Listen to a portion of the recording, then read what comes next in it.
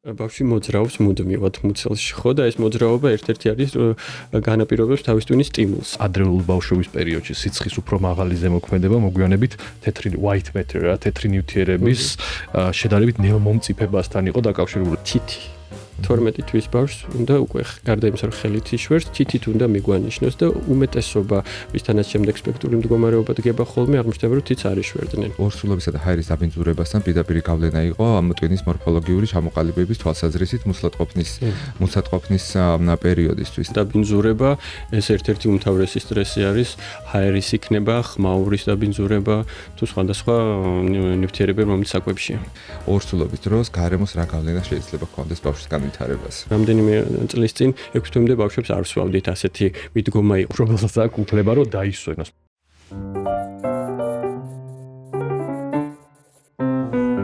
მოგესალმებით, თქვენ უყურებთ და უსვენთ ჯანსაღ დიალოგს, რომელიც არის საზოგადოებრივი ჯანმრთელობისა და კეთილდღეობის ასოციაციის პროექტი. მე ვარ ზურაბ ალხანიშვილი და ჩემი კოლეგა სანდრო ჩხიკვიშვილი. სანამ დღევანდელ თემაზე გადავალთ, მინდა გითხრათ, რომ ჩვენი პოდკასტების ეს სერია შექმნილია ევროკავშირის მხარდაჭერით ინიციატივის საქართველოს მწვანე მომავლისკენ ქვეშ მიმდინარე კამპანიის მწვანე არჩევანი ჯანმრთელი მომავალი ფარგლებში. ეს ეპიზოდი ეძღვნება კლიმატის ცვლილებებს, თბური ტალღების, ჰაერის ხარისხისა და ადამიანის ჯანმრთელობის ურთიერთკავშირს. დღეს ალბათ ერთ-ერთი ყველაზე მნიშვნელოვანი და მგრძნობიარე საკითხს უნდა შევეხოთ. ეს არის ბავშვის ადრეული განვითარება. ხშირად, როცა ეკოლოგიურ კრიზისებზე ვსაუბრობთ, სიცხეზე, გამონაბოლქვზე და ასე შემდეგ, ამ ყველაფერს დიდების პერსპექტივიდან განვიხილავთ. არადა ბავშვის ორგანიზმი და ტვინი გარე სამყაროს სიგნალებს ბევრად უფრო მწვავედ შეიძლება აღიქვამდეს. სწორედ ამიტომ დღეს სტუდიაში მოვიწვიეთ ბავშვთა ნევროლოგი სანდრო კოტეტიშვილი. ვისაუბრებთ ადრეულ განვითარებაზე, სწორედ აი ამ კონტექსტში. სანდრო, ძალიან დიდი მადლობა. და მოდი მაშინ დავიწყოთ პირდაპირ აი ამ თემით, ბავშვების თემით, მაგრამ ამ ბავშვებზეც როცა ვსაუბრობთ ამ ეპიზოდში ჩვენ არაერთხელ განგვიხილავს ბავშვთა ადრეული განვითარება, მაგრამ ძირითადად დაბადების შემდგომ პერიოდზე ვსაუბრობთ ხოლმე და თითქოს ისეთი აღქმა არსებობს, რომ ბავშვის ადრეულ განვითარებაზე შეიძლება ზემოქმედებდეს გარემო ფაქტორები მაშინ, როცა ის უკვე დაბადებულია. მაგრამ საზოგადოებრივი ჯანმრთელობის პროექტებში ასევე დიდ აქცენტს ვაკეთებთ ხოლმე ჩვენ აი ამ პერინატალურ პერიოდზე, იმიტომ რომ რეალურად შეიძლება იქიდან იწყებოდეს ეს ცვლილებები. მოდი აი დავიწყოთ ამაზე საუბარი, რომ ვიცით რაღაც სხვა ტერმინები, მაგალითად ეს ტოქსიკური სტრესი და ასე შემდეგ. ორსულობის დროს გარემოს რა გავლენა შეიძლება ჰქონდეს ბავშვის განვითარებაზე? პირდაპირ გავლენა შეიძლება ჰქონდეს ბავშვის განვითარებაზე, ვინაიდან ჩასახვის მომენტიდან ხდება სტრუქტურული ჩამოყალიბება ადამიანის ორგანიზმის, თავის ტვინის სხვადასხვა სტრუქტურების დიფერენცირება ხდება. რა დროსაც გარემო ფაქტორებმა შეიძლება გადამწყვეტი მნიშვნელობა მიიღოს, ვინაიდან ამ სხვადასხვა ელემენტების დაბინძურების ბული ელემენტების მიერ გამოწვეულ მასზე გავლენამ შეიძლება თავის ტვინის სტრუქტურის ჩამოყალიბებაზე იმოქმედოს, იმ მხრივ რომ მოქცეს რაღაცა დაზიანება, რაც შემდგომში უკვე ბავშვის განვითარებას შეეხება. აი როგორ ტიპის განვითარების შემდგომაზე ვსაუბრობთ, აი რასაც უკვე თქვენ მერე ბავშვთა ნევროლოგები ხედავთ პრაქტიკაში. ყველაზე ხშირი ახლა რაც არის, რაც შეიძლება გამოიწვიოს, ეს არის ჰიპოქსიური ისემიური დაზიანება, ჰემორაგიები, ეს სტრუქტურული დაზიანება, რამაც შეიძლება მოქცეს განვითარების ეტაპების დაყოვნება, შეიძლება აუტიზმთანაც იყოს, ან ADHD-სთან მიმართებაში. ეს ასოცირება არის, თუმცა ეს არ ნიშნავს, რომ არის კონკრეტული მიზეზი ამისი გამომწვევი, არის ერთ-ერთი მიზეზი. კორელაცია არის და არა კაუზალობა ჯერ დადასტურებული. კი, დადასტურებული, იმიტომ რომ ახლა ეს ყოველთვის უნდა ითქვას თუ აუტიზმს ვახსენებთ, რომ მულტიფაქტორული მიზეზი არის და არ არის კონკრეტული მიზეზი, რატომ ხდება ხო ეს მდგომარეობა. აქედან გამომდინარე, ის რომ მარტო დაბინძურების გამო შეიძლება აუტიზმი მივიღოთ, ეს არ არის სწორი ამის ასე ჩამოყალიბება. ხო, აი აუტიზმთან დაკავშირებით მე კიდევ ვისაუბრებთ და ხო, ეს ნამდვილად არის. თუმცა რისკი რა თქმა უნდა არის და ზრდის. ხო, აი ჩვენ მე განვიხილავთ, ეხლა ჩვენს მსმენელსაც მეგობრებო, ჩვენ განვიხილავთ რაღაც სამეცნიერო პუბლიკაციებზე, ამაზე დავუსვამ კითხვებს სანდროს, რომელიც აი ამ კორელაციებს ნახულობდა და დღეს რა თემასაც შევეხებით, ხოლმე ესენი არის, ხო, აი ეს ასოციაციები, მაგრამ მიზეზ-შედეგობრივი კავშირები დადგენილი არ აქვს. ეს უფრო სამომავლო კვლევის პერსპექტივებია, მაგრამ ტენდენციებს უჩვენებს და ამით არის ესეთი მნიშვნელოვანი. აი ტოქსიკურ სტრესზე მინდა რომ სანდრო ვისაუბროთ, აი ეს რას ნიშნავს ეს რომ მარტოთ და იმიტომ რომ დღეს მე ვუსმენ და ვუყურებ როგორც ქართულ ისე უცხოურ პოდკასტებს, სამეცნიერო პოდკასტებს და ძალიან აქტუალური თემაა დღესდღეობით. და ჩვენს სივრცეში თითქოს ნაკლებად ვლაპარაკობს და რაზე არის სტრესი მაყურებლისთვის რომ უფრო მარტივად გასაგები იყოს, ესე ვთქვათ, რომ მუდმივი პერსისტირებული ან ქრონიკული სტრესი, დაძაბულ რთულ გარემოში ყოფნა საბოლოო ჯამში ფსიქიკაზე მოქმედებს და შემდეგ უკვე ფიზიოლოგიაზე შეიძლება იმოქმედოს, იქ კორტიზოლი დიდი რაოდენობით წარმოიქმნას, სხვადასხვა მეტაბოლური მარკერები, რამაც შეიძლება მერე უშუალოდ რაღაცა პროცეს ინიცირება გამოიწვიოს და ეს ბავშვზე პირდაპირ აისახება, იმიტომ რომ ეს არის პერიოდი, როცა მისი თავის ტვინის ჩამოყალიბება ხდება, ხო? და ამ ქრონიკულ სტრესში არ გულისხმობთ მაინც ფსიქოლოგიური სტრესს, ხო? არა, რა თქმა უნდა, იმიტომ რომ დაბინძურება ეს ერთ-ერთი უმთავრესი სტრესი არის, ჰაერის იქნება, ხმაურის დაბინძურება, თუ სხვადასხვა ნივთიერებები, რომელიც საკვებშია. ანუ რეალურად ეს გამოდის, რომ არის ფაქტობრივად იგივე, რაც ქრონიკული ანთებითი პროცესები. კი, ხელს უწყობთ, კი, ნამდვილად. და მე ორგანიზმის რეაქციაც ესეთია, როგორც იქნებოდა ქრონიკული ანთების შემთხვევაში და შესაბამისად ის რთავს თელაი ამ მრიგ პროცესებს. კი ბატონო, აი ეს თემა რო გავაგრძელოთ, აქ მინდა რომ ერთ სტატიას შევეხო. ეს არის Lancet-ში გამოქვეყნებული, ეს კოჰორტული კვლევაა, რაოდენობრივი, ანუ კიდევ ერთხელ მაგას გავუსვამთ ხაზს, რომ მიზნშედეგობრივობას ეს არ აჩვენებს. სადაც აი ორსულობისა და ჰაერის დაბინძურებასთან პირდაპირი გავლენა იყო ამ ტვინის მორფოლოგიური ჩამოყალიბების თვალსაზრისით მუსატყოფნის პერიოდისთვის და აქ სწორედ აი ამ სტატიაში არის ის, რაც წეგან შენ აღნიშნე, რომ შეიძლება ისო ასოცირებული იყოსო ისეთ ნეიროგანვითარებით დარღვევებთან, როგორც არის მაგალითად აუტიზმი და ADHD-ო. და აი ამისი მექანიზმი კარგად რო აგვიხსნათ, რის საფუძველზე არის ესეთი დაშვებები. ეს არა მარტო აუტიზმს და ADHD-ს ეხება, ჩემი აზრით, რატომაც არის ეს, რასაც ეხება ეს კვლევა, არის ის, რომ ამ სხვადასხვა ნივთიერებებმა არასასურველმა ნივთიერებების დიდი რაოდენობით გავლენამ შეიძლება უარყოფითად იმოქმედოს თავის ტვინის სტრუქტურული ჩამოყალიბებაზე, რაც შეიძლება სხვადასხვა პრობლემა მოგვცეს. და ეს არის რეალურად ამ ნეიროგანვითარებითი დარღვევების საფუძველიც. შეიძლება იყოს. შეიძლება იყოს, კი, იმიტომ რომ თავის ტვინი აპასუხისმგებელი ამ ყველაფერზე და თუ სტრუქტურული დაზიანება, ეს რა თქმა უნდა რისკს ზრდის. ეხლა რას გვაძლევს ეს ინფორმაცია უნდა ითქვას აქვე, რომ ცალსახა ანუ არაფერს არ გვაძლევს იმ მხრივ, რომ კარგი, ეს დაბინძურება არის და გვაძლევს შეიძლება რაღაცა დეფიციტი მივიღოთ. ისიც არ გამოდის, რომ ადამიანს აუგრძალო რაღაც ნულოვან გარემოში წავიდეს, ან თაში წავიდეს, გადაიხვეწოს, იმიტომ რომ თანამედროვე სამყაროში თუ ხარ, უნდა იცხოვრო ქალაქში, ხო, ქალაქში ეს დაბინძურების სრულად თავიდან აცილება შეუძლებელია. თუმცა სახელმწიფოს ჩართულობით, სხვადასხვა ორგანიზაციების ჩართულობით თუ კი მივიღებთ შესაბამის რეგულაციებს, შეგვიძლია შევამციროთ ხო ეს დაბინძურების ხარისხი, რითაც შეგვიძლია ხელი შეუწყოთ რისკების შემცირებას. ამაზე ახლა შენ საუბრობდი, სანდრო, 2022 წლის კიდევ ერთი კვლევა არის, King's College ლონდონის კვლევა, რომელმაც ანუ რაკნეს, რომ მათ აღმოაჩინეს ეს მყარი ნაწილაკები, რომელიც ნაყოფში, რომელიც იყო 2.5 მიკრონის ზომისა და უფრო მცირე, ანუ უფრო მარტივად გადის აი ამ ბარიერს და ისინი ასევე საუბრობენ, რომ ამ ბავშვებზეო აი ეს სისხლტვინის ბარიერი არის ჯერ კიდევ უმწიფარი და იმიტომ არის ესეთი მოწყვლადიო და ეს სისხლტვინის ბარიერი, ანუ როგორ შეიძლება რომ გავიგოთ, ანუ ეს რა არის? ეს სისხლტვინის ბარიერი, ან როგორ მოქმედებს ახლა ის თავის ტვინზე? სისხლიდან მიმავალი ეს სხვადასხვა ნაწილაკები, რომლებიც თავის ტვინზე ახდენს გავლენას, ამაზეა საუბარი. კი, სისხლძარღვების განვლადობა, რის შედეგადაც სისხლიდან სხვადასხვა ნივთიერები გადადის თავის ტვინში. ზრდასრულ ადამიანში ეს ბარიერი არის საკმაოდ ძლიერი და ბევრი ნივთიერება ვერ ახდენს გასვლას, უხეშად რო ვთქვათ, საზოგადოებისთვის გასაგები რო იყოს და ნაყოფი და ახალშობილი ადამიანის თავის ტვინის სტრუქტურა, რადგან ბოლომდე არ არის ჩამოყალიბებული, აი ეს განვლადობა აქვს მაღალი. ამიტომ შეიძლება უფრო მეტი ნივთიერება გადავიდეს. ამაზეა საუბარი, როგორც ხვდები. და შეიძლება ვთქვათ, რომ დღენაკლ ბავშვებში თითოეულის რისკი, რაც ვახსენეთ, იმატებს. ანუ რაც უფრო დღენაკლია. ახალ უფრო ახალ დღენაკლია, მით უფრო მოუმწიფებელი არის თავის ტვინი და აქედან გამომდინარე ბარიერიც უფრო სუსტი არის. ამაზეა საუბარი აქ. კი ბატონო.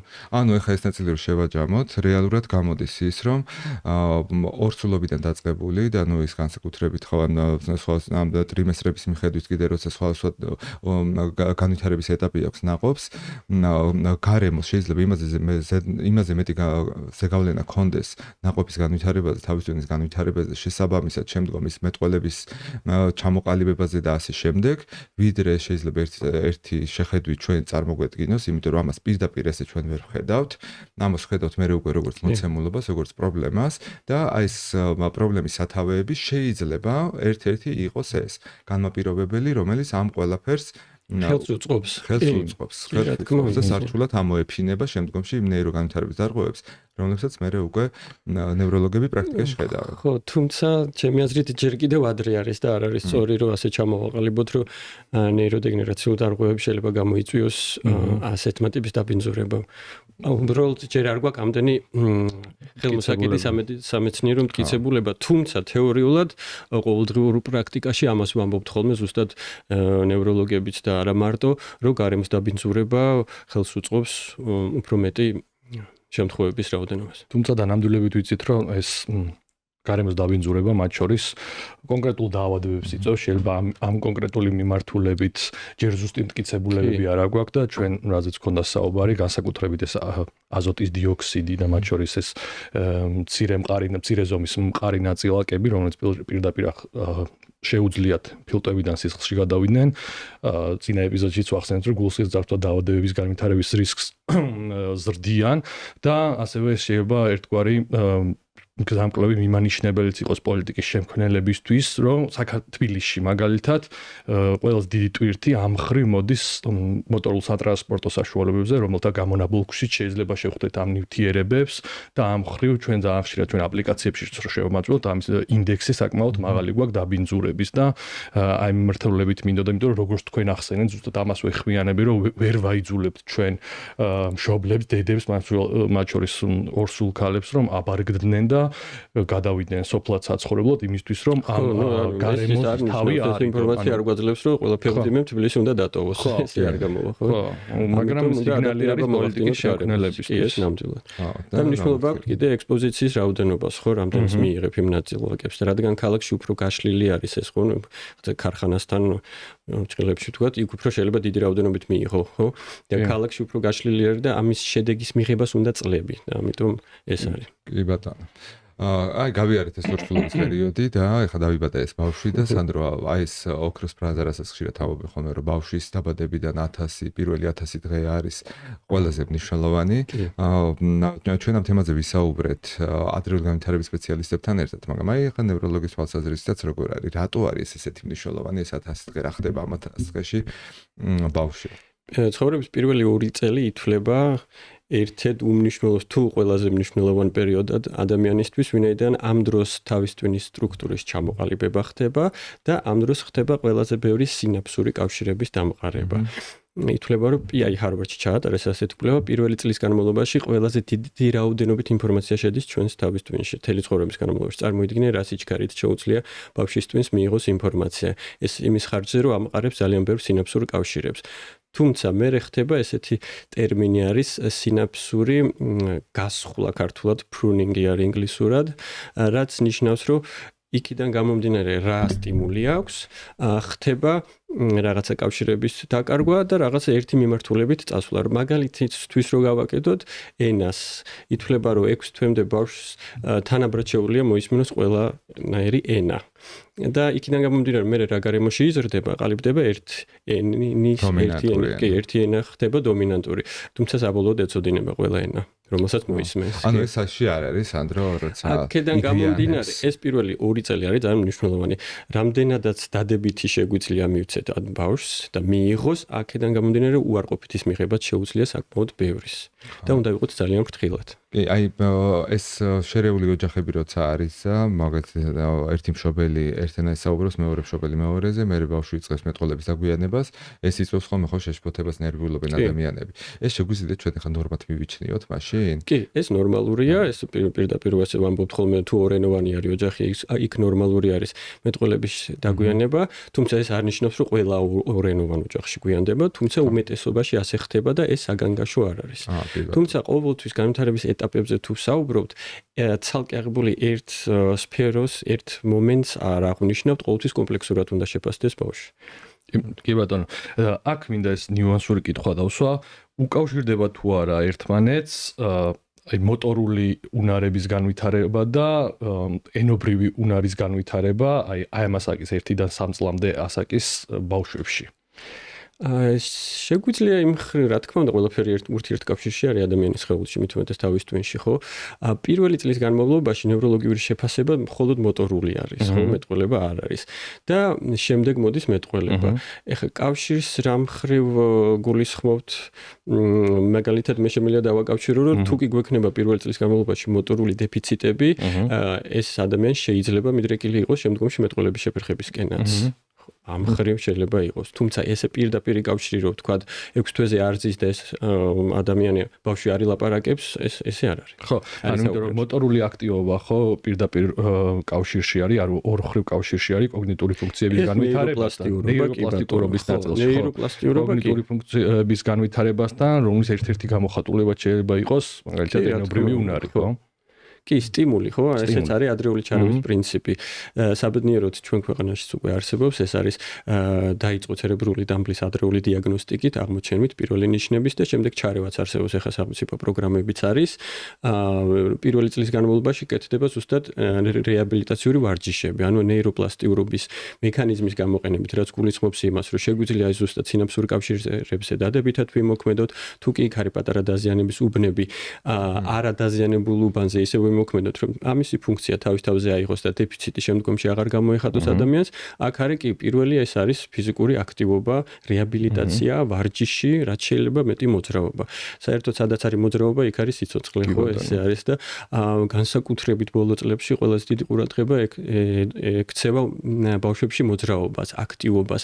აღარ გვაქვს შეზღუდვები, ახლა უკვე დაახლოებით 0 ასაკიდან თავაზობთ ჯდომას, 3 თვიდან აქტიურად ვიწყებთ, რომ 6 თვეზე უკვე ეს თაობა უნდა იჯდეს, იმიტომ რომ სულ ცოტა რამდენიმე წლის წინ 6 თვემდე ბავშვებს არ ვსვავდით, ასეთი მიდგომა იყო, ეს რადიკალურად შეიცვალა. ახლა 0 ასაკიდან თავაზობთ, რაც შეიძლება მეტ ფიზიკურ აქტივობას, რომ დადებითად ვიმოქმედოთ ზუსტად თავის ტვინზე. ხო, ჩვენ არ გვინდა უმოძრაობა. ხო, აი ხა აქ რაღაც ესეთ ტერმინებით საუბრობდით თქვენ ორნი და მოდი განვუმარტოთ, რა ეს სინაფსური კავშირები რას ნიშნავს და ნეიროპლასტიკურობა რას ნიშნავს. ჩვენ მაყურებელსაც რატოა ეგეთი მნიშვნელოვანი ეს ნაწილი მაგასაკში განსაკუთრებით. სინაფსურ კავშირებზე, ეს არის ნეირონებს შორის კავშირი, ანუ თავის ტვინის უჯრედები ეს არის ნეირონები და მათ შორის კავშირი რამდენად ძლიერი არის, შემდეგ კი მიელინიზაციასაც აქვს. ეს ნიშნავს, ანუ კავშირების მემბრანით, მოკლედ ეს ძალიან სამედიცინო ტერმინები არის, რო არ დავაბნიოთ ჩვენი მაყურებელი. ვთქვათ, რომ ეს არის თავის ტვინის აქტიურობის ერთ-ერთი გადამწყვეტი და საკუთრივ ესეთი პლასტიკურობა, ხო, ნეიროპლასტიკურობა. ბავშვს თვითონ ძალიან ადაპტირებაცაც ხდის, ხო, იმ გარემოსთან, რაზეც ახლა შენ საუბრობდი და მეორეს მხრივ მოწყვლადსაც, ხო ესეა? რა თქმა უნდა, იმიტომ რომ შეიძლება უარყოფითი გავლენაც მიიღოს ძალიან დიდი. და ეს არის კი. ასევე ვახსენებ, რომ ნეიროპლასტიკურობას იმიტომ რატო ვხმარობთ ამას, რომ სამწუხაროდ დაზიანებული ნერვული უჯრედის აღდგენა არ შეგვიძლია თანამედროვე მედიცინას, თუმცა აი ზუსტად ნეიროპლასტიკურობის გამოყენებით შეგვიძლია დაუზიანებელ ჯანმრთელ ქსოვილზე ისე ვიმოქმედოთ, რომ ძალიან ბევრი ფუნქცია თავის თავზე აიღოს და საბოლოოდ დეფიციტები აღარ მივიღოთ. კი ბატონო. ესე იგი, რა კი აი ამ ასაკისთვის ესეთი ადაპტირებადია და ესეთი მოქნილი არის, ხო, ეს თავის ტვინის განვითარება. და ის საფრთხეები, რომელსაც საუბრობდით. აი თვითონ გარემო ფაქტორები ბავშვისგან დამოუკიდებელი და ოჯახისგან დამოუკიდებელი ფაქტორები. როგორ შეიძლება რომ ეს აი რამე რჩევები შეგვიძლია რომ შევთავაზოთ, ხა რა უნდა გაითვალისწინონ ადრეული განვითარების დროს მშობლებმა გარემოს თვალსაზრისით, რომ ბავშვებისთვის ეს გარემო იყოს უფრო მეტად მასტიმულირებელი მისი განვითარებისთვის. რო პირიქით არ შევაფერხოთ. კი, რა თქმა უნდა. პირველ რიგში მივმართავდით ჩვენს მაყურებელს და თხოვნა მექნებოდა ახალგაზრდა მშობლებთან, რომ მოემზადონ ძალიან ბევრი ინფორმაცია არის სოციალურ ქსელში, სოციალურ ქსელი არ გვინდა, ინტერნეტი ვახსენოთ, ხო? ინტერნეტში არის ძალიან ბევრი ინფორმაცია, შეუძლიათ მოიძიონ, შემდეგ შეუძლიათ გადაამოწმონ, სპეციალისტებს ვკითხონ, ძალიან ბევრი მითითება შეგვიძლია მივცეთ და ისინიც იყვნენ მზად. ეხლა საწყის ეტაპზე რა შეგვიძლია გავაკეთოთ? იდეალური არის ძალიან, რა თქმა უნდა, ბუნებაში ყოფნა და არა ესეთი დატვირთულ урბანულ ცენტრში, თუმცა სხვანაირად არ გამოდის ხო ცხოვრება. აქედან გამომდინარე, პირველ რიგში სახლში, ბინაში შეგვიძლია მოვაწყოთ გარემო. საუკეთესო სივრცე ბავშვისთვის ეს არის, რომ როცა არის სიფხიზლის პერიოდი, ვთქვათ, მას ჰქონდეს ფიზიკური აქტივობა მყარ ზედაპირზე, რაც სახლში გვაქვს იატაკი. ძალიან მარტივად შეგვიძლია არსებობს სპეციალური ხალიჩები, განსავითარებელი ხალიჩები, რომელიც მოვუწყოთ ეს სივრცე. სხვადასხვა სათამაშოები იქნება, სარკე, შავ-თეთრი ბარათები, გამოვიყენოთ სტიმულისთვის და დავიწყოთ ეტაპების მიხედვით მუშაობა. თავიდან გვინდა მზერის ფიქსაცია, კისრის ჭერა, შემდეგ ჩდომა და ასე შემდეგ რომ მივყვეთ. ეს შეგვიძლია გავაკეთოთ ძალიან მარტივად. ასევე ეკრანი უნდა ვახსენოთ, ხო, ამაზე ვისაუბრებთ კიდევაც, მაგრამ აქ ვიტყვი, რომ ყველაზე მარტივად რაც შეგვიძლია, რომ უბრალოდ ავუგრძელოთ ეკრანი, ავუგრძელოთ რომ ბავშვმა არც იცის ხო რა არის ეკრანის, არ მივცეთ, რაც შეიძლება მაღალ ასაკამდე, ამ შემთხვევაში 18 თვემდე, 24 თვემდე შეგვიძლია შევუზღუდოთ. ეხლა სრულად ამას ვერ ავუგრძელავ ისეთ სამყაროში ვცხოვრობთ, რომ სადღაც გაივლის ოთახში შევა, ჩართული იქნება ტელევიზორი და ჩვენს დასრულებს გვიჭირავთ ხელში, მაგრამ მარტივი მაინც შეგვიძლია გავაკეთოთ, რომ უბრალოდ არ მიცეთ ამ შვიდებისთვის, ანის გასართობად ეს ტელეფონი, ხო? ამით ძალიან ბევრს კარგ საქმეს გავუკეთებ ბავშვს და ასევე გარეთ გასვლა არის ძალიან მნიშვნელოვანი. მით უმეტეს ქალაქში ვინც ცხოვრობს, როგორც აი წესი, როგორც საკვები და ტუალეტია, ისე უნდა იყოს გარეთ გასვლა ბავშვისთვის 0 ასაკიდან. ხო, და ჩვენ ისიც გვესმის, რომ ეს მაგალითად აი გაჯეტების მიცემა ბავშვს ძალიან იოლი გამოსავალი არის ხოლმე ხანდახან, რომ უბრალოდ ჩობელი, რომელიც ასევე ძალიან დაღლილი არის და ფენდრის ნამუშევარი და ასე შემდეგ, რომ მასაც ან პრობლემას აქვს უფლება რომ დაისვენოს, მაგრამ ჩვენ ვალდებული ვართ ვისაუბროთ ის, რაც ბავშვის საუკეთესო ინტერესებიდან გამომდინარეობს. და უნდა ითქვას, რომ ყოველი ახალი თაობა უფრო მეტად მოწყვლადი არის ეკრანის უარყოფითი გავლენის მიმართ და აქედან გამომდინარე სულ რამდენიმე წლის წინ თუ შეგვეძლო მიგვეცა ესე ტელეფონი და ითამაშა 15 წუთი ან 9 საათი მაინც, ახლა ესეც კი სასურველია რომ საერთოდ არ მოხდეს, იმდენად უარყოფითი გავლენა აქვს და პირდაპირ მეტყველების შეფერხებაზე აისახება და მათ განვითარებაზე. აი აქ მინდა რომ ჩაგიკითხო როგორც ამბობენ ხოლმე ჟურნალისტები, რომ აი რა ტომ არის ეკრანი ცუდი ბავშვისთვის, ანუ შეიძლება მე ინტუიტიურად რაღაცებს ხვდებოდა ლოგიკურად რატო შეიძლება იყოს ცუდი, მაგრამ აი ვინმეს გაუჩნდება შეკითხვა, რომ ამ ეკრანის მეშვეობით იქ შეიძლება რეალური ადამიანი ესაუბრებოდეს ამ ბავშვს, ან იმ მულტფილმშიც რაღაცა მისი ასაკისთვის შესაბერისი თემები იყოს განხილული. ესეც ხო ვინმე იტყვის, რომ ორმხრივი სიგნალია, ორმხრივი კავშირი ყალიბდება, ასე შემდეგ. სად არის ეს სიკეთე ბუნებრივი გარემოსი ეკრანთან შედარებით და ბუნებრივი ინტერაქციების ეკრანთან ინტერაქციასთან შედარებით. აი აქ ზუსტად ჯერჯერობით საბოლოო კვლევა არ არის, უშუალოდ რა ფიზიოლოგიურ ცვლილებებს იწვევს ადამიანის ორგანიზმში ეკრანის დიდი რაოდენობით გამოყენება, თუმცა ცალსახად შეგვიძლია ვთქვათ, რომ ჩვენ ვართ არსება, რომელიც შექმნილი არის სამგანზომილებიანი სამყაროსთვის და ეკრანი ამას არ გვაძლევს, ასევე ეკრანი არის ხშირ შემთხვევაში ძალიან მაღალი სტიმული ბავშვისთვის. ერთჯერადად იქ ვერ ვაკონტროლებთ სხვადასხვა სცენებს, განსაკუთრებით თანამედროვე ვიზუალები სულ სხვა ეფექტს იძლევა და ასევე არის რაღაცა თემა არის ყოველთვის, რომელიც მთავრდება ან დადებითად ან უარყოფითად, ხო? ან უბრალოდ როცა ბავშვს რაც არის, ხო? მულტფილმები ყველაფერი მთავრდება დადებითად, ან მოსალოდნელი არის იქ შედეგის მიღება. აი გარემოში ყოფნა ერთ-ერთი მთავარი არსი არის, რომ მოულოდნელობაში ხარ, არის მუდმივი ცვლადობა. ეს არის ხმოვანი სტიმული, ვიზუალური სტიმული, ხო? და კიდევ ესე ვამბობ, ანუ მრავალფეროვანი სტიმულია და ყველაზე მნიშვნელოვანი სხვა კი არა, უბრალოდ ყველაზე მნიშვნელოვანი ეკრან დამოკიდებულობის დროს არის, რომ ის დრო რა დაკარგა ბავშვმა, როცა ეკრანთან იყო, რა შეეძლო მიიღო, რომ არ ყოფილიყო ეკრანთან. აი ეს არის.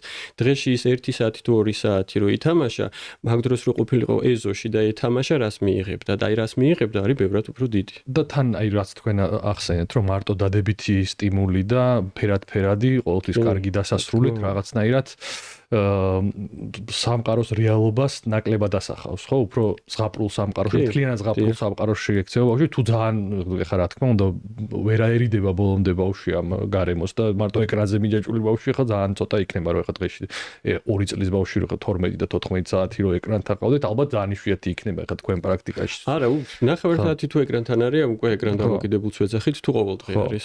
და აი ხო ხო, მაგრამ უკვე ვარყოფის შედეგს გვაძლევს, ესეც კი საკმარისია. კი, და აი მაგალითად ის რომ თუნდაც აი რაღაცა მაგალითი რომ მოვიყვანოთ, რომ პატარა 2 წლის ბავშვი რაღაცა კუბიკებისგან აშენებს რაღაცა კოშკს და მეორე ბავშვი არის სტუმრად და იმან ერთი რაღაცა ბლოკი ამ კოშკიდან გამოუღო და დაუბრია. კი, ასევე თან როცა რაღაცას უყურებს ბავშვი ბოდიში რო გაგაწყვეტინე, ხო?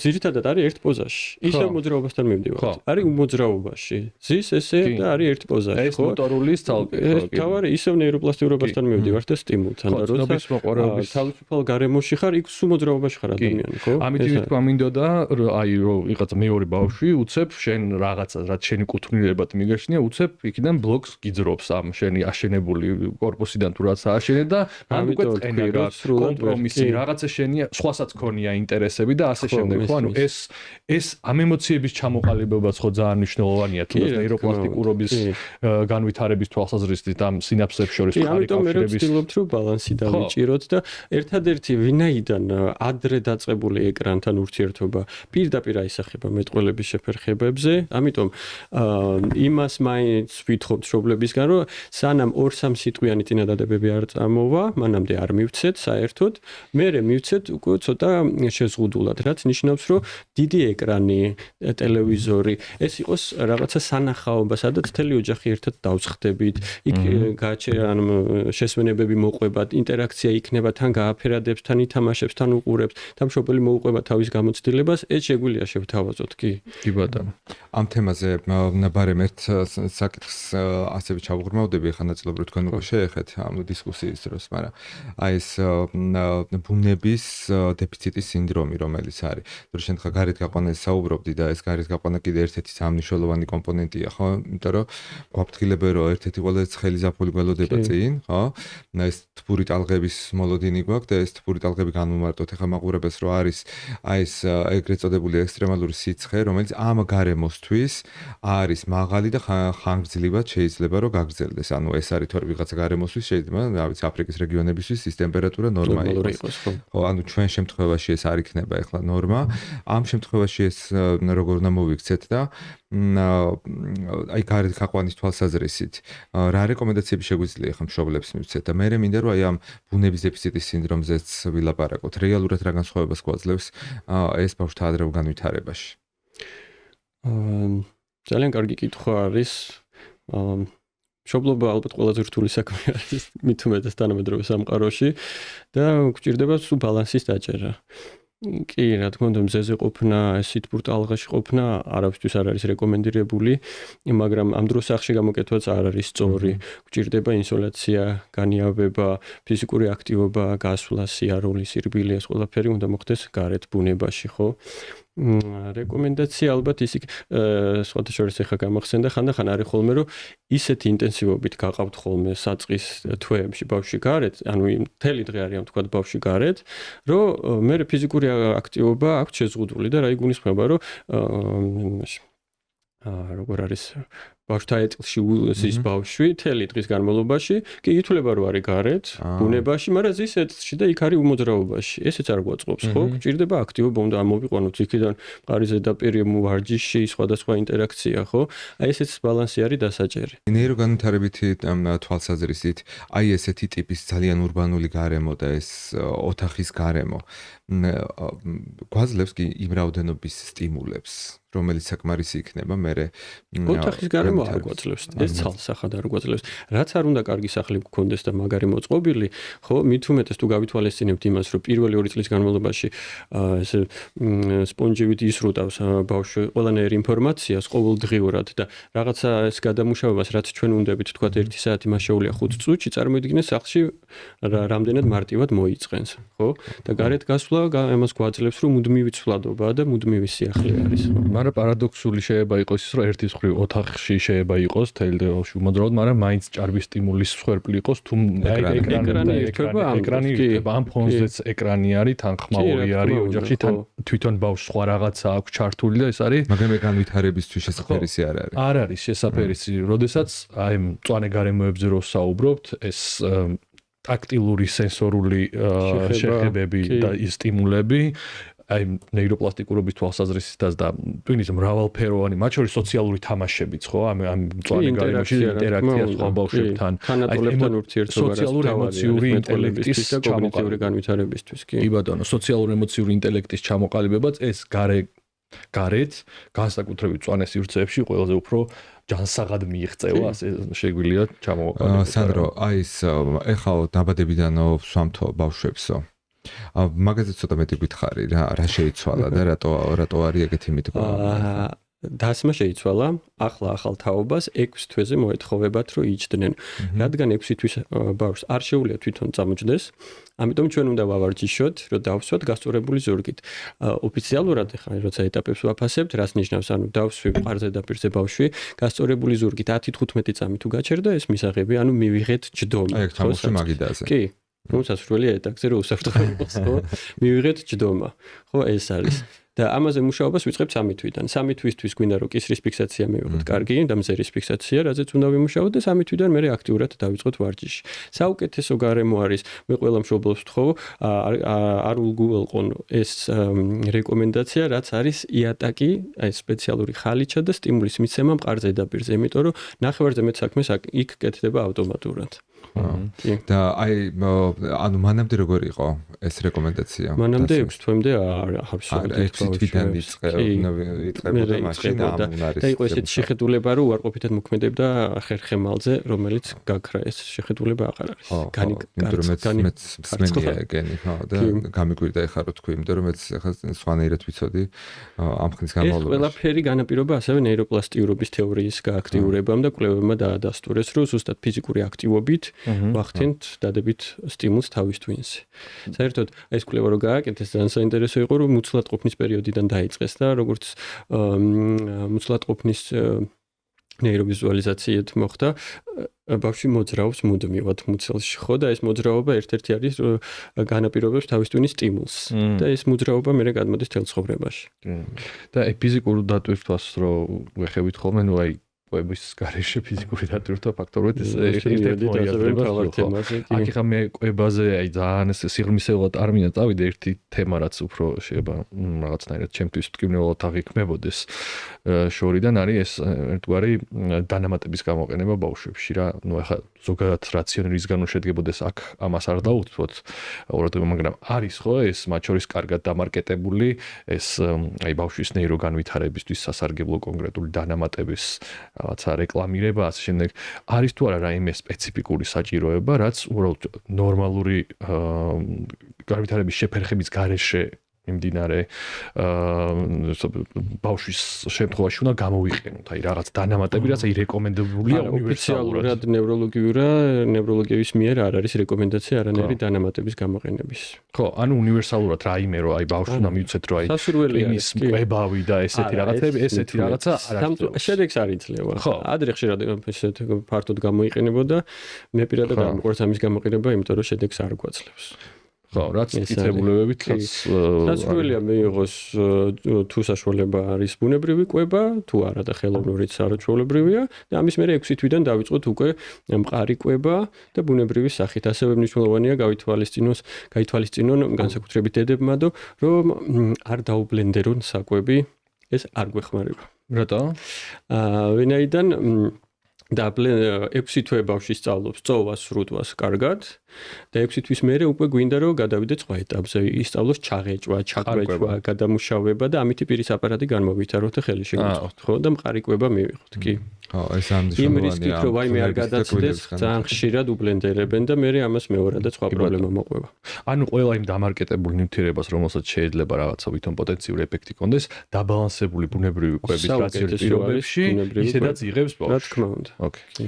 სანდრო, წეგან შენ ამბობდი, რომ აი რაღაცა ამ ასაკში, ამ ადრეული განვითარების პერიოდში, ხო თავიდან რაღაცა ერთად გვაქვს ეს ყველაფერი და მე ნელ-ნელა ხდება დაბალანსება, ხო?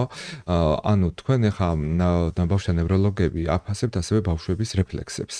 და რაღაცა რეფლექსების ნაწილი რაღაცა ასაკიდან მე უნდა გაქრეს და აი ეს რომლებია თუ არ ქრება და უშოთ ეს რეფლექსები მაგ შემთხვევაში რა ხდება? ეს რამდენად სერიოზული პრობლემაა? დაცების რეფლექსი, მორო, ეს შეშინებას ეძახიან მშობლები, ხო? ეს არის წოვის აი ძუძუს რო ეძებს ბავშვი ესეც, ხო? აი მორო დაცება დაახლოებით 4 თვეზე უკვე აღარ არის ხოლმე. ესეც ალკე აღებული კი, როცა არის რაღაცა დაზიანება, შეფერხება შეიძლება დარჩეს მერე და რაღაცას გვეუბნებოდეს, თუმცა ესეც ალკე აღებული, რომ თქვა მორო დარჩა და რაღაცა დიდი პრობლემა არის, ესე არ არის. ანუ მაგის არ შეგოშინდეს. და იგეგმება რაღაც სტრატეგია, იმას გამოიყენებთ. არა, ითი რა როცა რაღაცა სერიოზული დაზიანება არის გამოც რჩება, ის იმდენად სხვა თვალსაჩინო არის, რომ ამას აღარ ექცევა ყურადღება. გასაგებია, კი ბატონო. აი მაშინ ცოტა უფრო იმაზე გადავიდეთ, დიდობაში გადავიდეთ ამ ბავშვების და ეს აი 3-დან 5 წლამდე პერიოდს რო შევეხოთ ახლა, ხო? აი ამ პერიოდში თუ სწორად ვიცი, უკვე ემოციების მართვა ხდება, ესეთი ძალიან მნიშვნელოვანი, ერთ-ერთი მნიშვნელოვანი ნაწილი, ძილის ციკლის ცვლილება ხდება, რაღაცა ფიზიოლოგიური რეგულაცია უნდა ისწავლოს ბავშვმა, ესე უნდა განვითარდეს და ამ ასაკში ამ განვითარების ეტაპებისთვის შეგვიძლია ვთქვათ, რომ ტანტრუმები არის ნორმა? კი, ხო. და მაშინ ეს რა არის ტანტრუმები? ჩვენ როგორ მოვიქცეთ გარშემოყოფები უფროსები? დაახლოებით არის ხოლმე ადრე შეიძლება იყოს ხოლმე 12 თვიდან იწყებენ ბავშვები ამის კეთებას.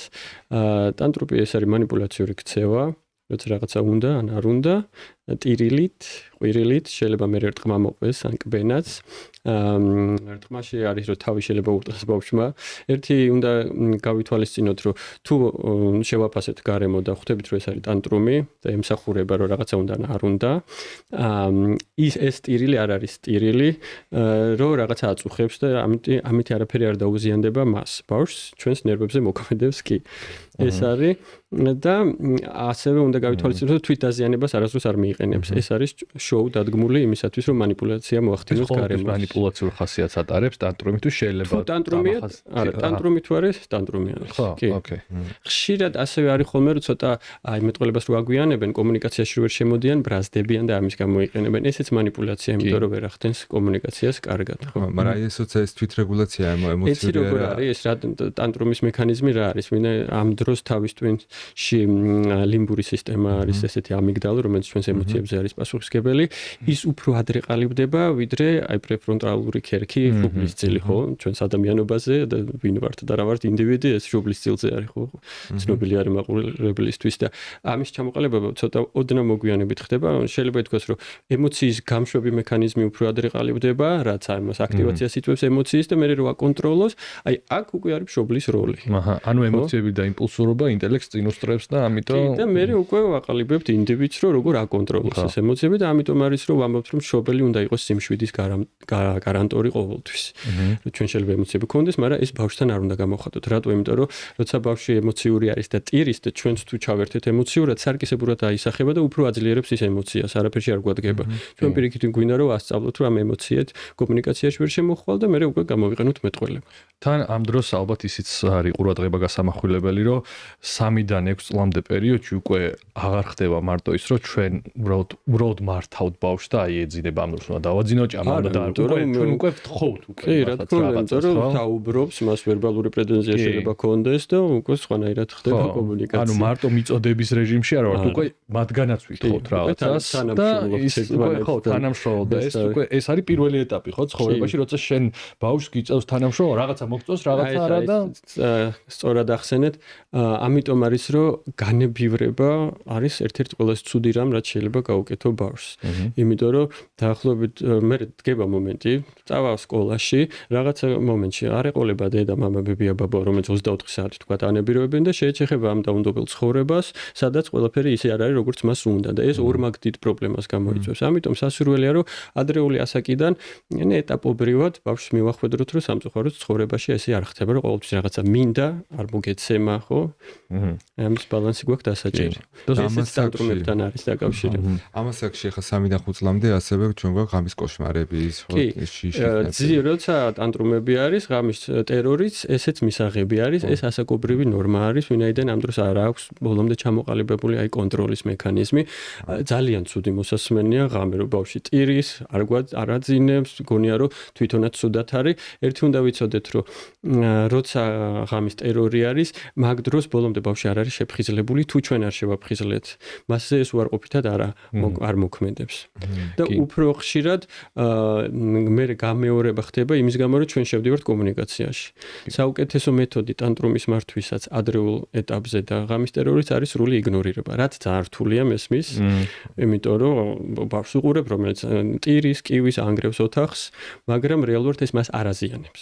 ანუ ჩვენი ჩართულობა დამატებით სტიმულები იქნება კიდე და ამას შეიძლება დამატებით უფრო კიდე ესე არის, აი თანტრუმის დროსაც უნდა მოახდინოს სრული იგნორირება იმ მომენტში, როცა აკეთებს. ანუ იგნორიც ჩარევაა ერთგვარი. არა, იგნორი არის საუკეთესო პასუხი. მაგრამ იგნორი თავისთავად ჩარევა გამოდის თქო ამ შემთხვევაში, არ გაკეთება რაღაცის. ხუბს ადრე არ აქვს და არ მოფერებასაც, იმიტომ რომ მაგით მიიღებს ის კომუნიკაციას და თავის საწადელს. თუ გვინდა რომ ეს აღარ გაიმეოროს, უნდა დავაიგნოროთ, ესე. ამაზე აი ეს ამისი წამალი სამწუხაროდ არ არის სწორი ამ აი შეთანხმებულია, იმიტომ რომ მე ცოტა ეს პოპულარული სამეცნიერო ეს ბევრი ინფორმაცია შემხედრია, რომ პირიქით ანუ ამ დროს იგნორი არ შეიძლება. ანუ ეს ზოგიერთ ფსიქოლოგს სხვა მოსაზრება ქონდეს, ეს უნივერსალურად შეთანხმებული მიდგომა არის, რომ იგნორი ყველაზე თანტრუმის დროს კომუნიკაცია. მე ეგ აზრი არ გამისმენია, რომ თანტრუმის დროს კომუნიკაცია შეხვიდე, იმიტომ რომ უარეს მიიღებ ცოტა ხანში, ამას გვირდები. მაგრამ თანტრუმის მიღმა ნებისმიერ ესეთი კრიზისული სიტუაცია მოითხოვს თანამშრომლობას, ხო? აი, სწორად ახსენე. აი, ამას გააჩნია რა ასაკში ხდება. აი, 2 წლამდე სანამ მეტყველება არის ჩამოყალიბებული, იგნორი საუკეთესო მარტივი მექანიზმია. 2-3 წლის მერე უკვე როცა მეტყველება და ვერბალური პრეტენზია შეუულია, ეს მარტო იგნორირებით აღარ გამოვდის, ხო? იმიტომ რომ მერე მოვა ბავშვი და გეუნება, რომ რატო არ მაქცევ ყურადღებას, რომ ტირი ვარ, ხო? აი, მერე ვიყენებთ თანამშრომლობას, ცოტა ვაჭრობას, ცოტა რაღაცა წახალისება, არ წახალისება და ასე შემდეგ. თან ეს თანამშრომლობა ძალიან მნიშვნელოვანია, ჩემი აზრით, კიდე იმ მხრივ, რომ თითქოს აი ამ 3 წლამდე, 2 წლამდე, 3 წლამდე ბავშვი არის სახლში მეფე, აი ყველაფერი აი რაღაცა მისთვის კეთდება და უცებ, როდესაც იგებს უკვე ამ დავალ, მერე ხდება მონა განდახარ რა სამწუხაროდ ანუ მე ჯერ ხარ ყველაფერი შენ ზედამთვარე ყველა შენზე ამოდის მე კიდე სულ დავალებების მითითებების შემსრულებელი ხარ ეხლა დაიძინე ეხლა ის არ ქნა და ანუ საუკეთესო გზა არის რაც შეიძლება მალე გახდეს შენი ბავშვი შენი მეგობარი ალბათ რომელსაც გზასაც უმცროსი მეგობარი უკეთე საუკეთესო ვარიანტი იქნება თუ ადრეული ეტაპიდან ვიმუშავებთ ბავშვის დამოუკიდებლობას და ყველაფერში მივცეთ დამოუკიდებლობას დაწყებული თვითკვება თვითჩაძინება ძილის შებრუნება თავის გართობა და მე უკვე ვიმეგობრებთ და ვითანამშრომლებთ კარგად. კი ბატონო. ძილის ფაზები და ეს რა ქვია ხანგრძლივობა. აი ეს როგორ უნდა იცვლებოდეს მანამდე როგორ არის? კი. ახლა არის ასე რომ ხანდახან წელი 2 წლამდეც ვამბობთ ხოლმე რომ არეული გრაფიკი მისაღები არის, თუმცა 2 წლისთვის სასურველია უფრო მივიღოთ სრულფასოვანი ხამისძილი, აი იყოს აქცენტი ამაზე, იმიტომ რომ გვჭირდება აქტიური დღე. იმიტომ რომ სხვადასხვა აქტივობებით უნდა დავტვირთოთ ბავშვს. სკოლამდელი ასაკის ბავშვისთვის საშუალოდ 10-13 საათი შუადღისძილიან ღამისძილიანად ერთ მთლიანობაში მისაღები არის. თუმცა არის ინდივიდუალური, ზოგს ბევრი უნდა, ზოგს ნაკლები. ხო და აი როცა განვითარების პროცესში არის ახლა ეს თვითრეგულაციის ხო ეს ჰიპოთალამუსი. აი მას შეუძლია რომ მაგალითად ზაფხულის პერიოდში ვარ ისევე ხა ამ ზაფხულთან დაკავშირებით რომ მას შეუძლია რომ ეს მაგალითად გადახურება ორგანიზმის და ასე შემდეგ ეს ყველაფერი გააცნობიეროს ღამე მაგალითად ამის გამო გაიღვიძოს თუ ნაკლებად არის შესაძლებელი. რა საკის აი მაგალითად 3-5 წლამდე პერიოდში მაგალითად და რა გულისხმობთ, რომ? ანუ აი დაუშვათ ღამე არის ძალიან დიდი სიცხე. კი, როგორ არა, ხო? და გაიღვიძოს და ვერ დაიძინოს. კი, ეს მისაღი კი. ხო, და ეხლა ისინი თუ დიდხანს გაგრძელდება, ეს ეხლა პრობლემა არის უკვე ძალიან განვითარების დიდი პრობლემაა, ხო, ამიტომაც არის რომ გარემო უნდა ვაკონტროლოთ, სასურველია ქალაქიდან გავიდეთ ზაფხულში, ხო, ეს მიღებულია რამდენიმე საუკუნეა უკვე მიღებული ტრადიცია კაცობრიობისთვის, რომ ქალაქიდან უნდა გახვიდე ზაფხულში, იმიტომ რომ გადახურება არ მოხდეს, განიავდე, იყო ჰაერზე და მით უმეტეს ბავშვისთვის. ხო. და როცა შესაძლებელია, ძალიან კარგია. და არ შეიძლება ბავშვების კომპოსტოსავით მრავალფენად გადაფუთვა და ეს ერთ-ერთი მთავარი პრობლემაა ჯერ კიდევ საქართველოში კი. ნამდვილად არ შეიძლება. ეხლა როცა რეანიმაციაზე საუბარი და დღენაკლზე რამდენიმე კვირა ეს სხვა თემა არის, თუმცა პირველი თვეებიდან დაწყებული, ზრა ყოველთვის უნდა გავითვალისწინოთ, რომ ახალშობილის ნორმალური ტემპერატურა არის ჩვენზე მაღალი 37.5 მათთვის მაღალია. აქედან გამომდინარე, უნდა წარმოიდგინოთ, რომ ნებისმიერ გარემოში სადაც არ უნდა იყოთ, მათ უფრო ცხელად, ვიდრე ჩვენ სადაც არ უნდა ვიყოთ, ხო? კიდევ არის ის, რომ ბავშვს აქვს მცირე სხეულის ფართობი და როცა ცხელა ოფლიანობ ადამიანი და როცა ოფლიანობ აორთქლება ხდება და შეიძლება დეჰიდრატაცია მოხდეს ძალიან ჩქარა ბავშვში. ამიტომ გადახურება არასდროს არ შეიძლება ბავშვის. სასურველია გრილ განიავებულ გარემოში იყოს, ვიდრე ჩახუთულში. ის რომ ფეხი ცივი აქვს და ამითი მუცელი ეტკინება, ეს არ არის სწორი, იმიტომ რომ ცივი ხელფეხით არ განსვავსვრავთ ბავშვის ტემპერატურას. და ასევე ისე მივდივართ განვითარებაზე, სადაც გვინდა ეს არის ტაქტილური შეხება, ხო, ყველაფერი. საუკეთესო ეფექტს ვიღებთ, როცა არის კანთან შეხება. კი და აქვე დავამატებ, რომ აი 2024 წელს აი ხო ვკითხულობ და Nature Climate Change-ში გამოქვეყნებულ კვლევაში გაანალიზეს 2700 ბავშვის თავის ტვინის MRI-ის შედეგები და ადრეული ბავშვობის პერიოდში სიცხის უფრო მაღალი ზემოქმედება მოგვიანებით თეთრი white matter, თეთრი ნივთიერების შედარებით ნელმომწიფებასთან იყო დაკავშირებული. თეთრი ნივთიერება შეადგენს ცენტრალური ნერვული სისტემის 60%-ს დაახლოებით და პასუხისმგებელი არის როგორც ამ მოტორულ ქცევაზე, ასევე ახალი უნარების დასწავლაზე, ხო? ანუ თავის ტვინის დიდი ნაწილი არის თეთრი ნივთიერება და მათ შორის ეს თეთრი ნივთიერება გრძელდება ზურგის ტვინში და პერიფერიულ ნერვებშიც. ამიტომ ეს თუნდაც ეს ზაფხულის პერიოდში რის რისკის წინაშე დგანან, ოჯახი იქნება სითბური ტალღა, ექსტრემალური სიცხეები თუ ეს ხანგრძლივი ცხელი დღეები, ხო, და მათ შორის გარეთზე ექსპოზიცია პირდაპირ ახდენს ზეგავლენას ბავშვის ნეიროგანვითარებაზე. ხო და თან სანდრო, ეს აი ბავშვები, ახლა მე რომ ესეთ სიცხეში მითხარ რომ გადიგარეთ რა ეზოში ითამაშეო, ალბათ ვერ ვითამაშებ რა და მესმის ხო? ბავშვები ხო თამაშობენ. კი. ამიტომ სასურველია რომ თქვა როცა სითბური ტალღა იქნება ზაფხულში, მაღალი ტემპერატურა, დილით გავიდეს ბავშვი, საღამოს გავიდეს და შუა დღეს შემოვიდეს პატარა ნეპს, რასაც ვეძახით მიიძინოს ცოტა ხანი და ეს როგორც ესპანელები აკეთებენ, გააკეთოს სიესტა და ფიესტა. აუ ეგრე კარგია.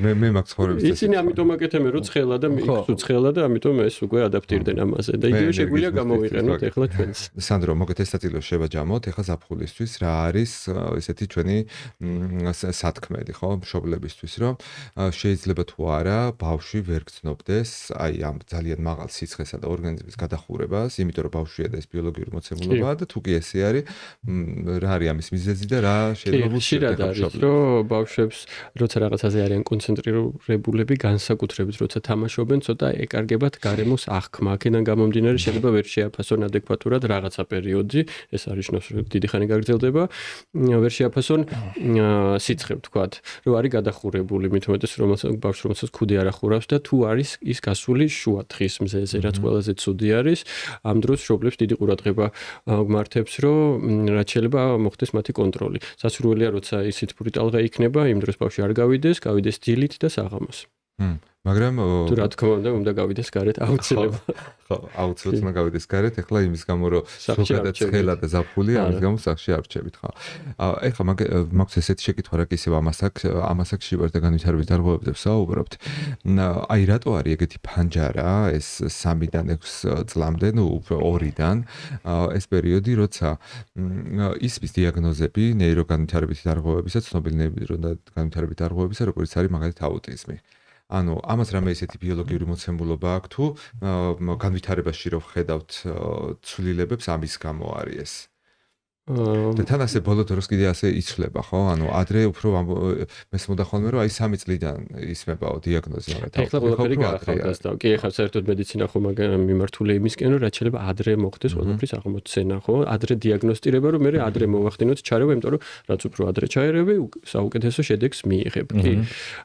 იყო რომ 3 წლამდე არ ვაფასებდით, ეხლა 2 წლამდე არ ვაფასებთ, ხანდახან არის ხოლმე რომ შეიძლება 18 თვისაც შეაფასო, მაგრამ არ გამოვიდეს ადეკვატური შეფასება, თუმცა უკვე გვაქვს ნიშნები, პირველადი ნიშნები, რომ თქვა სპექტრული მდგომარეობაზე რაღაცა მიგვანიშნოს, წლის ზევით უკვე მივიღოთ ნიშნები და დიაგნოსტიკა გაიზარდა და შეფასების სხვადასხვა მექანიზმები გაიზარდა და ამიტომაც მოიმატა და რა თქმა უნდა, არა მარტო იმან რომ დიაგნოსტიკა არის გაზრდილი, გარემო ძალიან მოქმედებს ეკრანი, სოციალური ქსელები და დაბინძურება.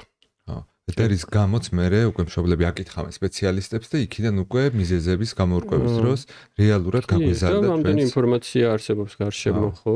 ეხლა აღარ გვაქვს იმისი ფუფუნება, რომ აი ბავშვი არ საუბრობს 3-4 წლამდე და დაველოდოთ, იმიტომ რომ მამაჩემაც ასე დაიწყო საუბარი, ხო? მე მიმაჩნია არ გვაქვს ამისი ფუფუნება და რატო? კი, არიან ბავშვები, რომ შეიძლება მამასაკში დაიწყონ მეტყველება და ეს ნორმალური იყოს, თუმცა უმეტესობისთვის ეს არ არის ნორმალური და 3 და 4 წელი შეიძლება უკვე დაგვიანებული იყოს. და ჩარევა აღარ მოგცეს ისეთი შედეგი, რაც უკეთეს შედეგს, რასაც მოგცემს, როცა დავიწყებთ უკვე 18 თვიდან და 2 წლიდან.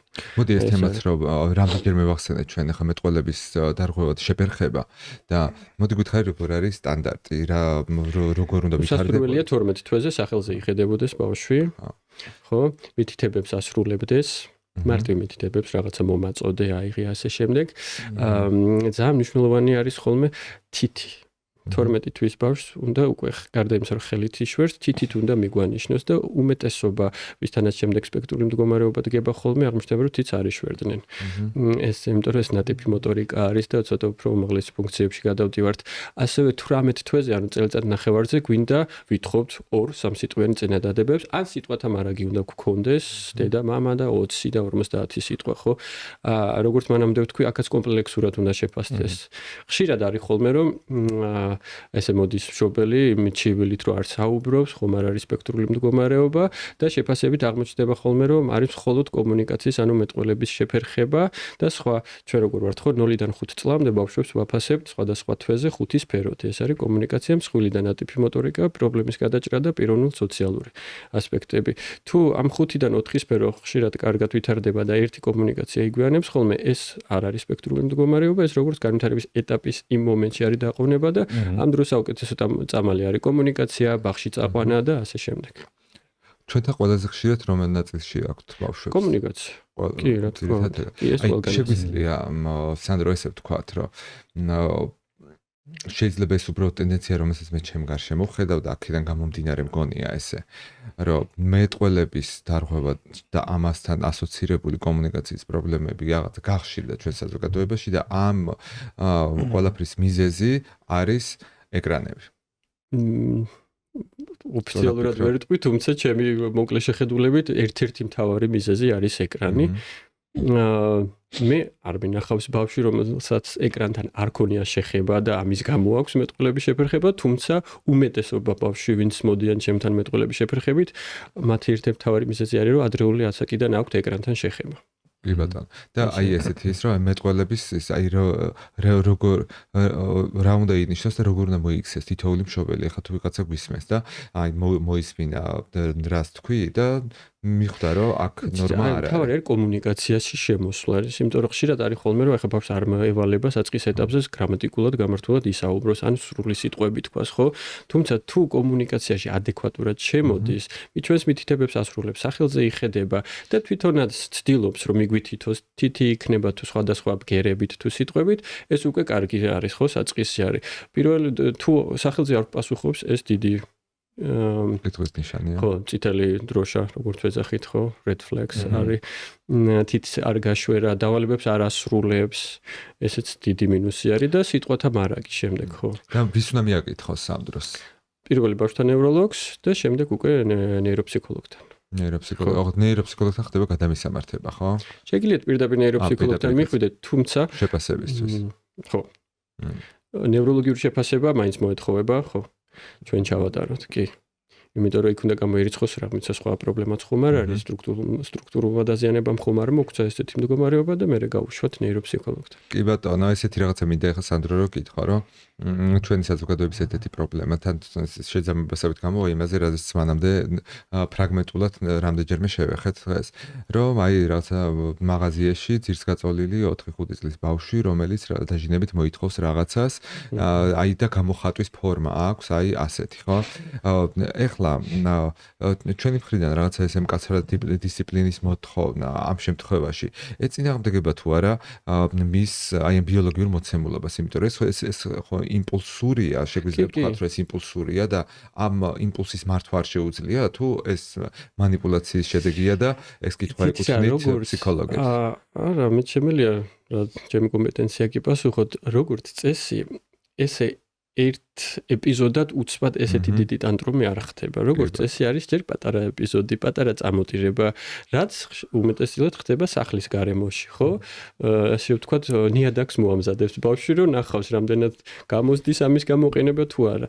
აი ეს უკვე რაც აღნიშნეთ, რომ მაღაზიაში გაწვა, ეს უკვე გართულებული ტანტრუმია და ჩემი აზრით ეს ვინც ამას აკეთებს, ეს მისთვის პირველი არ არის და იქამდე მივიდა ამ მდგომარეობამდე. აი ეს ამ მდგომარეობამდე არ უნდა მივიყვანოთ, იმიტომ რომ შობლისთვის არის ცუდი. მე ყოველთვის მეუბნები მშობლებს, რომ უცხო გარემოში ამის მართვა ცუდია, იმიტომ რომ ამას დრო უნდა და შეიძლება 1 საათი მაღაზიაში ვერ გაჩერდე. ეს უნდა მართოთ სახლის პირობებში. აი სახლის პირობებში უკვე რომ მართავთ, მე უკვე მაღალი შანსია, რომ გარეთ ამას აღარ გააკეთებს. ხო? თუმცა ესეთი რამაც უნდა გავითვალისწინოთ, რომ სადაც გაუვა ბავშვს, იქ გააკეთებს. ხშირად არის ხოლმე, რომ სახლში აკეთებენ, მიდიან ბაღში, იქ გადასარევთ იქცევიან, სახლში მოდიან უკან აგრძელებენ ამის კეთებას, ამ პირიქით ბაღში თუდად იქცევა და მე სახლში იქცევა ძალიან კარგად, ხო?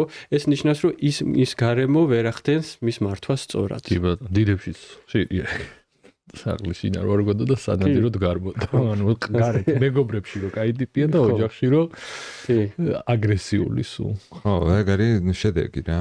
შედეგია. შედეგი არის თან ამ არ შეთანხმებული ამ აღზრდის მეთოდების ეს შემდეგ მთელი საზოგადოება, იმიტომ რომ ამასინათ კოლეგებთან საუბრობდი მაგ საკითხზე და ერთ-ერთმა თავისი შემთხვევა მოყვა და ნუ ალბათ ჩვენი მსმენელის ახლა ბევრს გაიხსენებს ესეც, რომ როცა ასეთი ტიპის ინტერვენციებს ცდილობენ მშობლები, ხო, ეს ქცევების მართვას ესეთ დონეზე, ალბათ უნდა გავახსენოთ ახლა ჩვენს მსმენელებსაც, რომ ჩვენ არ უნდა ჩავერიოთ აქ და ნუ გამოვიჩენთ თავს იმით, რომ დედა რო არ აძლევს რაღაცას და რაღაცაზე რო უარს ეუბნება ან მამა ჩვენ ხო ჩვენი საქმე ეს არ არის იმ თვალსაზრისით ადამიანი გამოჩნდება სულ იმ მომენტში ბავშვთან მიმართებაში დასტრესილია ხო და შენ უფრო კეთილი არ ახარ რომ შენ უყიდია და კი და დედა მამა ამ თავარი და დედა თუ იტყვის და მამა არა ესე იგი არა უნდა იყოს ხო ჩვენ არ უნდა მართლებები აბაბები ამისთვის არსებობენ რომ გაანებიურენ ბავშვები ხო არა იქ დათურის სამსახურის ერთეულად მისაღებია ხა ბოლოსკენ და წავიდეთ მე მგონი ხო ძირითადი რაღაც ესეთ საკითხები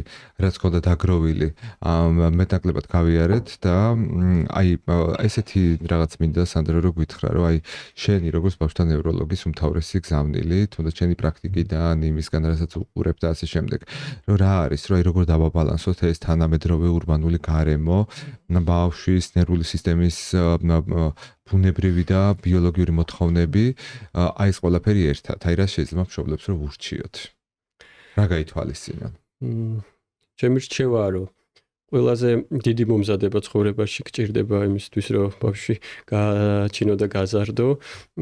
გვაქვს ბევრი საშუალება ინფორმაციის მიღების, შემდეგ გადამოწმების და ამის გაკეთება საკმაოდ მარტივი არის. დავაბალანსოთ ის, რომ გავითვალისწინოთ, რომ ბავშვისთვის ყველაზე მთავარია დედა და მამა და ამ უმნიშვნელოვანეს პირველი 2 წლის განმავლობაში მესმის, რომ ტექნიკურად რთულია ხოლმე, მაგრამ ვეცადოთ, რომ რაც შეიძლება ბევრი დრო გავატაროთ დედამ და მამამ შვილთან, ხო? იმიტომ რომ ეს არის მნიშვნელოვანი პერიოდი. ვეცადოთ, რომ დავაბალანსოთ საშინაო გარემოც და გარეთ გასვლაც, ხო? ჰაერზე ყოფნაც. ეკრანი აუგრძალოთ, რაც ძალიან მარტივია და არაფერს არ დავაკლებთ, იმიტომ რომ ამ ახალთაობას ისეთი მიმღებლობა აქვს, 5 წლის ასაკში რომ პირველად მიცე ტელეფონი 2 წუთში იცის იმისი მომხმარება, ამიტომ ამით არაფერს არ დავაკლებთ, პირველი 2 წელი თუ არ ექნება შეხება. ამაზე არის ფიქრონ და ინგლისურით ჩვენზე კარგად ეცოდინებათ, ამას დამერწმუნეთ. კვება დავაბალანსოთ და ძილი. ეს არის მთავარი.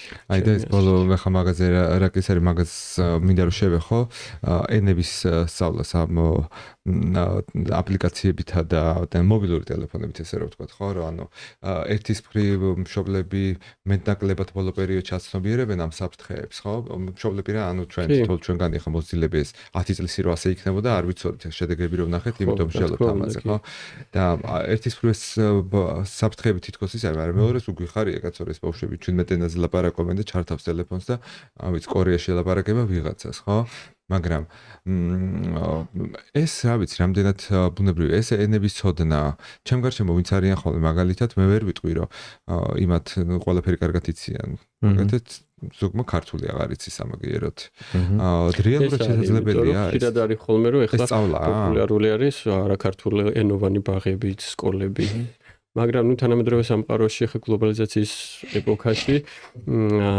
სამწუხაროდ თუ გინდა რომ სოფლის ნაწილი იყო ქართული ენა ქართულებს გამოგვადგება მარტო ჩვენ ამიტომ ბავშვებმა ნამდვილად უნდა იცოდნენ სხვა უცხო ენების კი ეს არის და ეს სწავლობენ მართლა თუ ეს სწავლობენ უბრალოდ იმის თქმა მინდა რომ 2 წლისასაც რომ მიცე 3 წლისასაც ძალიან კარგად ეცოდინება ანუ არ ინერვიულონ მშობლებმა რომ მანამდე ვაიმე დავაკელი რაღაცა ეს არის 3 წლისასაც რომ მიცე პირველად ტელეფონი რამდენიმე თვეში ინგლისური ძალიან კარგად ეცოდინება იმიტომ რომ ისეთ ანიმაციებს უყურებს რომ ჩვენზე უკეთესად მაგრამ ჯობია რომ მაინც არ მივცეთ არც იმას აქ რაც შეიძლება გვიანდა შეზღუდულოთ ეხლა საერთოდ თელ სოფლიოში მოძრაობა მიდის რომ საერთოდ 13 წლამდე პირადი ტელეფონები აიგრძალოს სოციალური ქსელები ხო იგრძელება უკვე ბევრ ქვეყანაში 16 წლამდე მაქსიმალურად შევზღუდოთ იმედია ჩვენთანაც წავა ეს პროცესი შენ უბრალოდ იმის ხაზგასმა გინდოდა რომ თითქოს ეს ნასწავლი ენებით შაბლონურად დაზეპირებული ფრაზებით რომ საუბრობენ ერთმანეთთან თითქოს კონკრეტული სიტუაციისთვის კონკრეტული ფრაგმენტები აქვს მაგრამ ჩემი აზრით სალაპარაკო ენა უკეთესად იციან